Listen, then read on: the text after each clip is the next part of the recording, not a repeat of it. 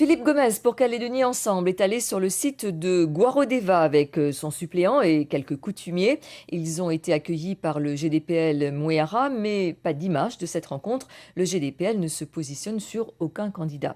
La délégation a ensuite poursuivi sa tournée dans le complexe hôtelier d'Eve Wayo Nasson et Nicolas Fevenec. Philippe Gomez connaît bien les lieux et pour cause, c'est lui qui a initié le projet Guarodeva en 2005. Puis il y a eu la création de la SEM Mouéara dont le GDPL détient 24%. Dans cette Nouvelle-Calédonie en devenir, c'est pour le candidat un exemple emblématique d'une terre où chacun peut trouver sa place tout en privilégiant le rééquilibrage économique. La province sud, c'est à la fois une agglomération, mais c'est aussi une brousse. À partir de Boulou-Paris, la fois Bourail. Et donc, c'est une brousse sans activité minière. Et donc, dès lors, il nous fallait trouver une activité économique qui soit créatrice de richesse, de valeur ajoutée et d'emploi. C'est pour ça que le projet de Guarodeva a vu le jour. Et c'est grâce à un partenariat novateur avec le GDPL Mouéara, puisque les terres sont restées propriété de la province.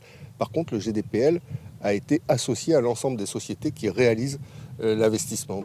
Un investissement de plus de 10 milliards de francs, la création de 400 emplois directs et indirects.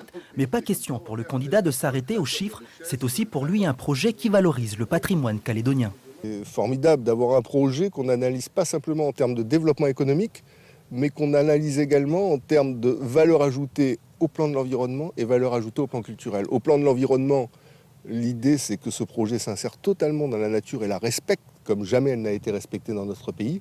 Et au plan culturel, il ne faut pas oublier que la dernière grande bataille de l'insurrection kanak de 1878 a eu lieu ici, dans la vallée Tabou. Un projet décidément prometteur avec néanmoins un bémol.